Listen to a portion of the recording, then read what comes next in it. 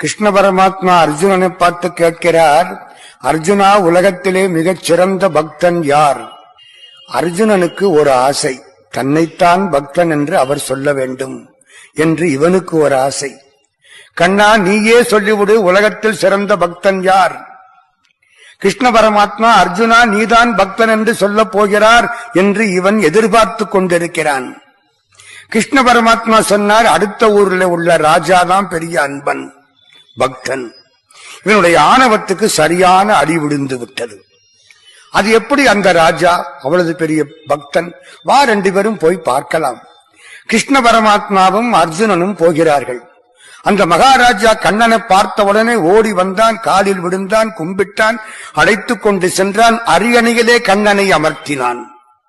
அரியணைக்கு பக்கத்திலே கைகளை கட்டிக்கொண்டு மகாராஜா நிற்க, மகாராஜாவின் மனைவி வந்து கும்பிட்டு பக்கத்திலே நிற்க, 5 வயது பையன் இளவரசன், ஒரு மைந்தன் ஒரு குலத்துக்கு உள்ளான், அப்படிப்பட்டவன் அவனும் வந்து பக்கத்திலே நிற்க, 3 பேரும் கிருஷ்ண பரமாத்மாவை கும்பிட, அர்ஜுனனுக்கு ஒரு ஆசனம், அர்ஜுனனும் அமர்ந்தான்.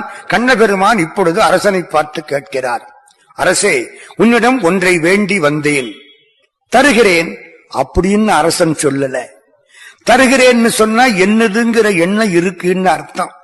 கண்ணா, உன் திருவுள்ளம்னா எல்லா சொத்தும் உன்னுடையது, நான் என்ன உனக்கு கொடுக்கிறது? தாயுமான சுவாமி பூவை எடுக்க போனாராம். பண்ணையன் உனக்கான பூசை ஒரு வடிவிலே பாவித்திரைஞ்ச ஆங்கே பார்க்கின்ற மலரூடு நீயே இருத்தி அப்பனிமலர் எடுக்க மனமும் நன்னேன்னாரு. பூவை பார்த்தா கூட பூவுக்குள்ள நீ இருந்து சிரிக்கிறாய். அது எப்படியா உன்னை எடுத்து உனக்கே நான் அர்ச்சனை பண்றது? நீ தானையா அங்கேயும் இருக்கிற, நீ எங்க இல்ல அப்படின்ன மாதிரி.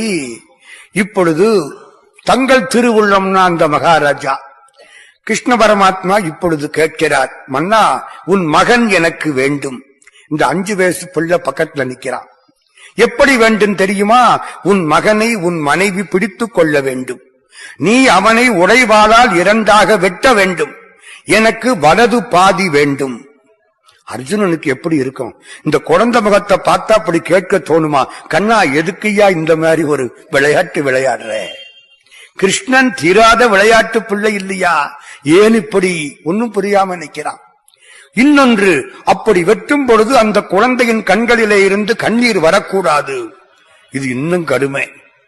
சரி, மகாராஜா பக்கத்திலே போக, மனைவி கைகளை பிடித்துக் கொள்ள, உடைவாளை உருவி மகாராஜா வெட்ட போக, குழந்தையின் இடது கண்ணிலே இருந்து கண்ணீர் கொட்டிவிட்டது.